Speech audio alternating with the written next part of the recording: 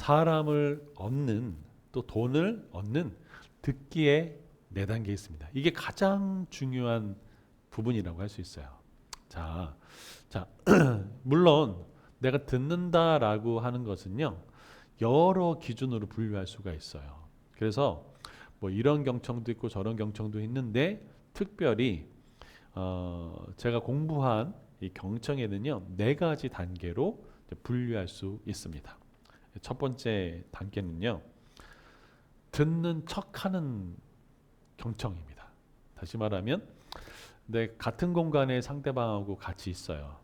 그런데 제가 아까 이제 좀 설명했던 대로 나는 내 할 일만 계속 하고 있는 거예요. 그러면서 상대방의 아이 컨택도 하지 않고 또 나는 이 상대방을 향해서 몸을 틀어서 보지도 않고 그래서 전혀 듣지 않는 상태. 아하, 뭐 뭔가 마음과 생각이 따로 가는 상태.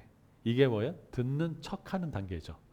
뭐 학교 수업을 이렇게 하다 보면 선생님이 막 열심히 가르쳐 주고 또 뭐 강의를 할 때도 듣는 것 같긴 하지만 어디가 있어요? 나는 내대로 내 할 일 하고 딴청 피고 하는 것 이런 단계죠. 뭐 수업 시간에 영어 풀고 앉아 있고 이런 거랑 똑같은 거죠. 이런 것이 바로 듣는 척하는 단계. 요것이 바로 첫 번째 단계입니다. 자, 이거는 경청이라고 할 수 있을까요? 네, 이런 단계는 경청이라고 하기가 좀 어렵습니다. 그런데요, 의외로 이런 일들이 우리가 참 많아요. 사무 공간에서 이렇게 일하다 보면 그냥 누구 이름을 부르면서 어이 박대리 뭐 이렇게 하면서 뭐 이거 좀 해줘 하고 뭐 그러면서 카톡 보내고 왜냐하면 일이 쫓기니까 바쁘니까 이렇게 대충 해도 된다고 생각하는데 이런 것들은 경청이 좋은 태도는 아니다. 사람의 마음을 얻을 수는 없다라고 이야기해 주는 것이 이 부분인 것이죠. 그래서 첫 번째 단계 듣는 척하는 단계 이 부분이 있습니다. 두 번째 단계는요 선택적 듣기가 있습니다. 무슨 얘기냐면 상대방의 말을 가려서 듣는 거. 요 말은 내가 듣고 그리고 나머지는 어떻게 잘 집중하지 못하는 거예요.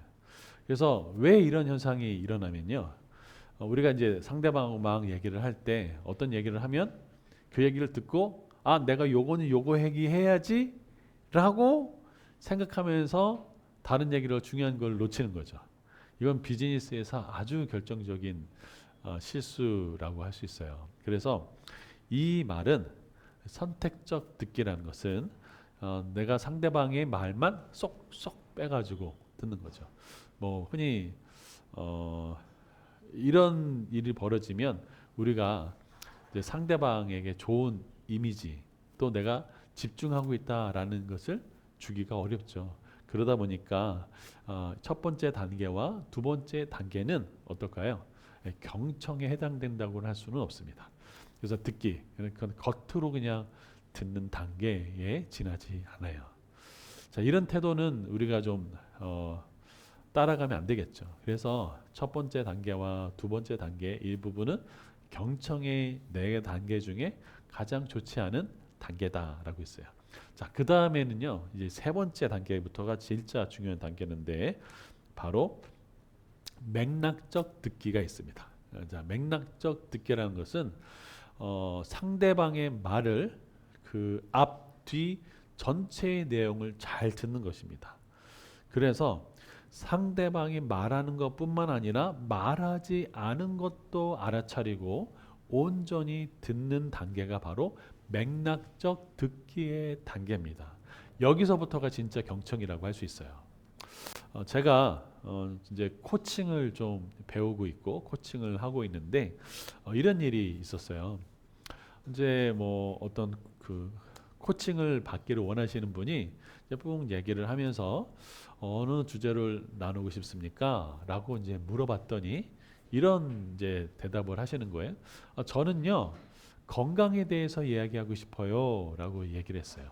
그래서 이제 코칭 하시는 분이 그렇군요 라고 하면서 이제 얘기를 하는데 왜 건강에 대해서 이렇게 관심이 있으시냐 라고 했더니 이제 뭐라고 얘기를 하냐면 자기는 늦게 결혼을 했고 늦게 자녀를 얻었는데 그 늦게 그 결혼을 하면서 그전에 가졌던 직업이 뭐냐면 호스피스였대요. 이 호스피스 병동이 있으면서 사람들이 죽음을 맞이하는 임종의 순간들을 보면서 아, 나는 이렇게 이렇게 준비를 해야 되겠다라고 생각했고 죽음에 대해서 그렇게 두려워하지 않았대요. 그런데 이분이 이제 자녀를 낳고 기르는데 어느 순간 이제 자기가 이렇게 있다가 갑자기 이렇게 흉통이 오더래요. 가슴에 통증이 느껴지더래요. 그래서 이제 병원을 가서 알아보니까 이제 심부정증 약간 그런 부분이 있어서 뭐 갑자기 뭐 몸이 위급한 상황으로 가는 것이 아니라 평소에 건강 관리를 잘해야 된다라고 얘기하는 거예요. 그러면서 이제 뭐라고 얘기를 하냐? 내가 호스피스 병동을 해서 사람들의 임종을 지켜봤지만 이 어린 자녀들이 남는 것에 대해서는 안 되겠다. 오래 살아야 되겠다라고 이야기를 하는 거예요. 자, 그러면서 이분의 이제 이야기를 풀어나가기 시작하는데 이것을 들었던 이 그 코치를 해줬던 분이 이제 이 얘기를 듣고 조금 공감을 못 해줬던 모습을 저는 보게 됐어요. 그래서 이분이 자꾸 반복적으로 했던 것을 뭐냐면 저는 여러분이 이런 얘기를 만약에 듣는 분이라고 한다면 여러분은 지금 이렇게 이야기를 하는 분들에게 어떤 반응과 어떻게 여기서 중요한 것을 캐치해낼 수 있으시겠어요? 아주 슈퍼바이저 했던 코칭 분이 이런 얘기를 하시더라고요.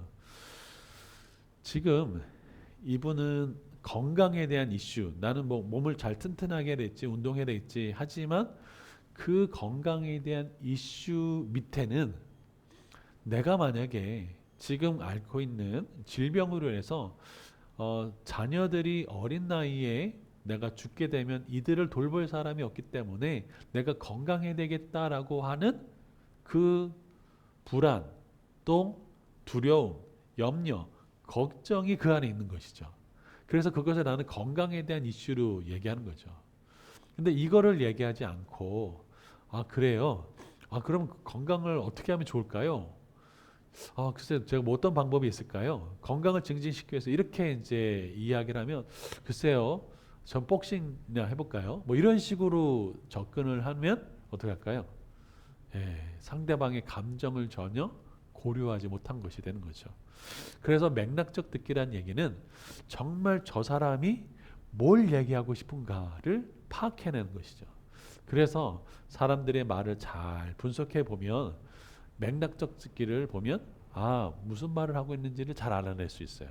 그래서 반복적인 단어가 있습니다. 또 몇 번 반복해서 쓰는 단어, 그런 단어들은 굉장히 유심히 봐야 되고 또 느낌을 잘 캐치를 해야 되는 것들이 필요한 것이죠.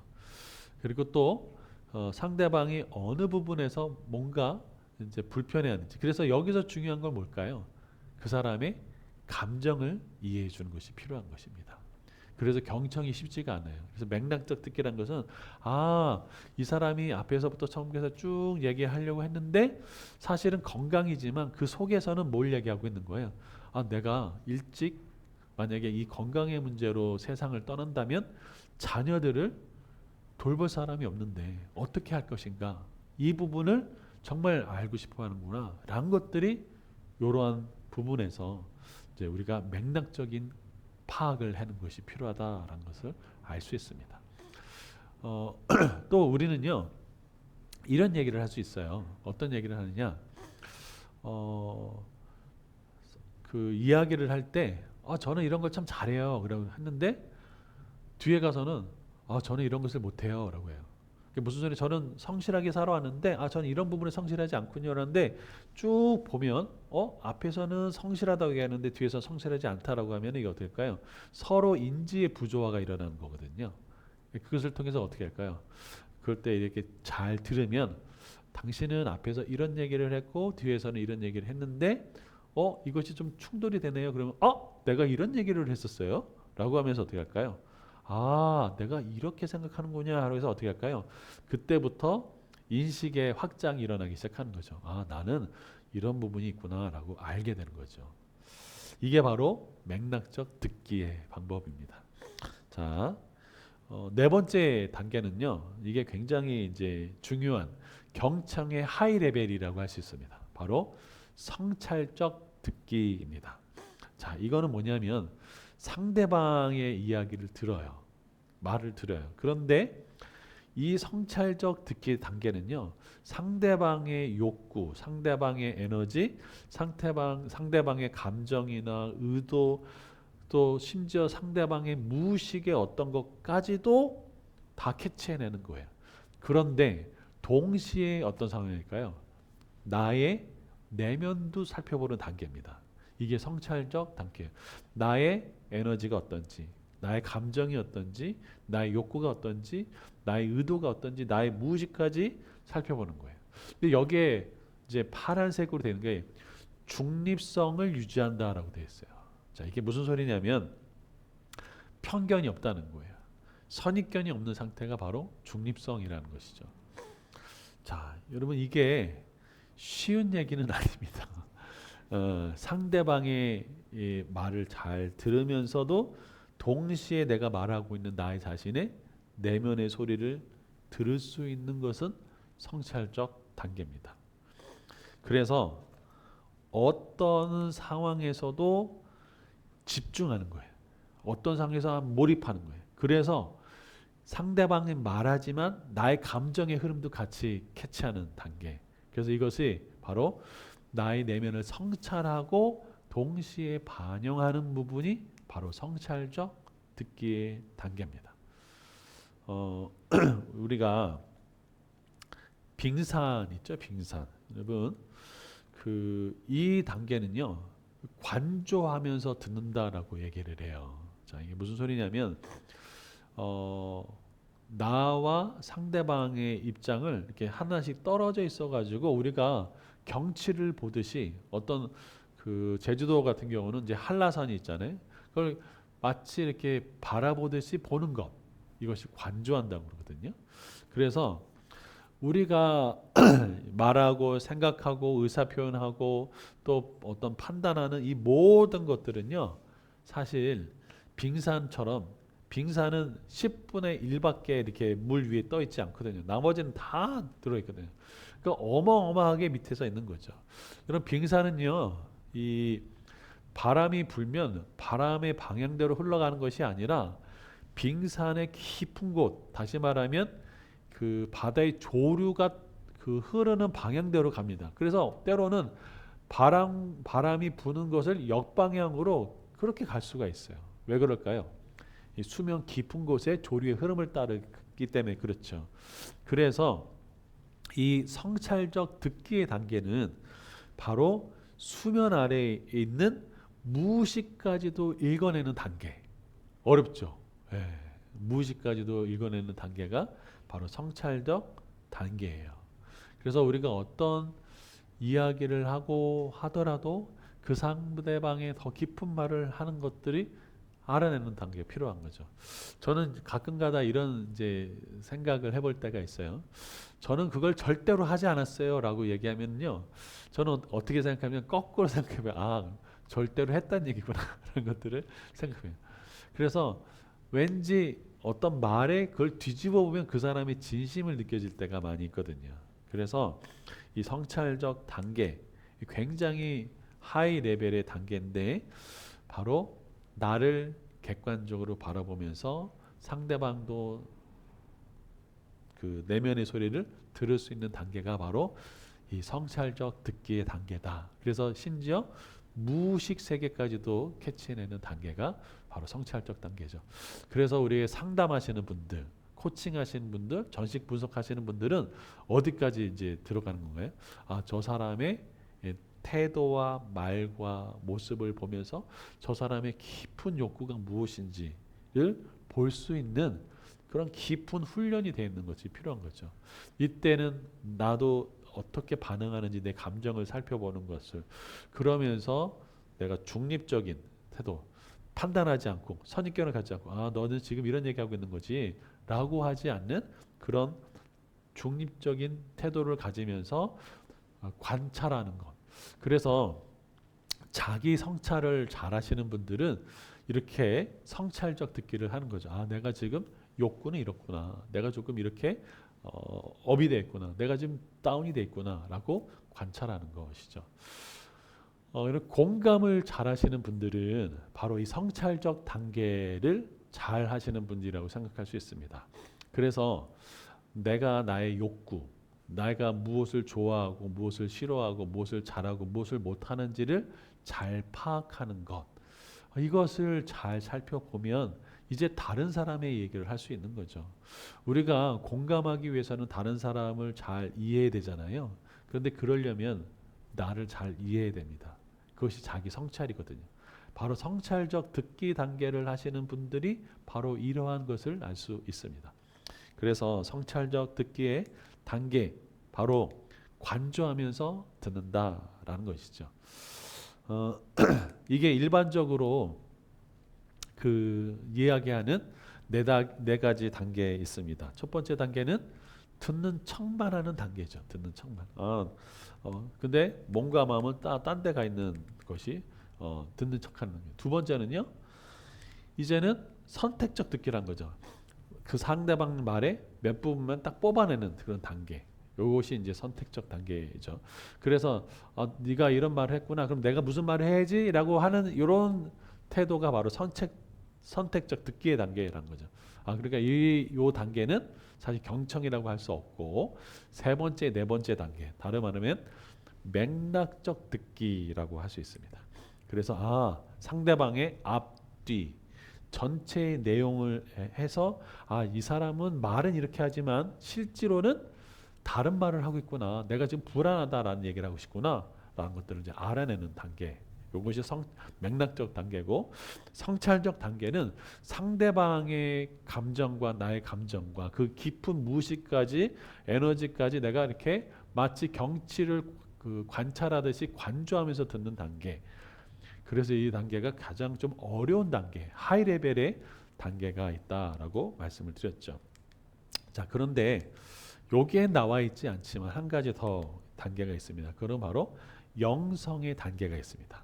자, 이거는 뭐냐면 성찰의 단계를 뛰어넘어서 영적인 그 듣기의 단계가 있어요. 이건 뭐냐면 나도 있고 타자도 있어요. 말을 하는 사람도 있고. 근데 거기에 우리가 이제 신이라고 하는, 하나님이라고 하는 그 하나님의 말, 뜻, 어떤 음성을 들으면서 나와 타자에 대해서까지도 공감하는 단계.